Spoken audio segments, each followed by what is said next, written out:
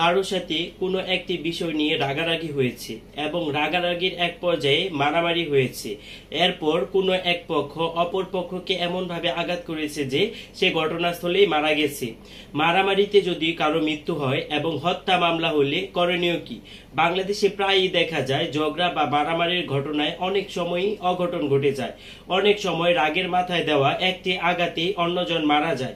তখন মামলাটি হত্যা মামলা দণ্ডবিধি ৩০২ ধারা অনুযায়ী হয়ে যায়। কিন্তু এই অবস্থায় আইন কি বলে এবং এই মামলা থেকে আপনি কিভাবে বাঁচতে পারবেন এবং ভুক্তভোগী পরিবারের এই ধরনের মামলা হলে করণীয় কি, আজকের ভিডিওতে আমরা এই সম্পর্কে বিস্তারিত জেনে নিব। ঘটনা ঘটার পর প্রাথমিক অবস্থাটা কি সেটা আমাদেরকে আগে বুঝতে হবে। যদি কেউ ঘটনাস্থলে মারা যায় তাহলে সাধারণত স্থানীয় লোকজন কি করে? পুলিশে খবর দেয়। পুলিশ লাশের ইনকোয়েস্ট করে এবং ময়নাতদন্তের জন্য পাঠায়। পরবর্তীতে পুলিশ একটি এফআইআর নেয় এবং সংশ্লিষ্ট থানায় ভিকটিমের পরিবার বাদী হয়ে সেই এফআইআরটি করে থাকে। মামলা দায়ের ও আইনি ধারা কি বলে? এই ক্ষেত্রে সাধারণত দণ্ডবিধির 1860 পেনাল কোড অনুযায়ী ৩০২ ধারায় একটি মামলা হয়ে যায়। যদি এটি হঠাৎ ঝগড়া বা আত্মরক্ষার প্রয়াসে ঘটে থাকে তখন অভিযুক্ত পক্ষ ধারা ৩০২ অনুযায়ী কালপাবেল homicide not amounting to murder প্রমাণ করার চেষ্টা করবে। অভিযুক্ত ব্যক্তির করণীয় কি? এই ক্ষেত্রে গ্রেপ্তার এড়ানো কোনোভাবেই সম্ভব নয়, কারণ এটি একটি নন বেলেবল অপরাধ। প্রাথমিকভাবে জামিন পাওয়া কঠিন হলেও যদি এটি ইন্টেনশনাল মার্ডার ইচ্ছাকৃত হত্যা না হয়ে থাকে বরং হঠাৎ মারামারি করার সময় ঘটে থাকে তাহলে সেকশন ৩০৪ আইপিসি অনুযায়ী দণ্ডবিধি অনুযায়ী জামিনের আবেদন করতে পারবে। আত্মরক্ষা রাইট টু প্রাইভেট ডিফেন্স ধারা ৯৬ থেকে ১০৬ অথবা হঠাৎ ঝগড়ায় মৃত্যু exception to murder under section ৩০০ IPC প্রমাণ করার সুযোগ রয়েছে। ভিকটিম পক্ষের করণীয় কি?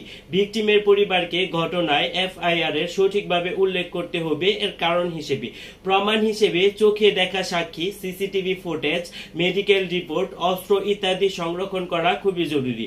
রাষ্ট্রপক্ষ মামলাটি চালাবে, তবে বাদীকে সবসময় প্রমাণ সরবরাহে সহযোগিতা করতে হবে। সম্ভাব্য শাস্তি হতে পারে সেকশন ৩০২ মার্ডার, দোষী প্রমাণিত হলে মৃত্যুদণ্ড বা যাবজ্জীবন কারাদণ্ড বা জরিমানা অথবা উভয় দণ্ড হতে পারে।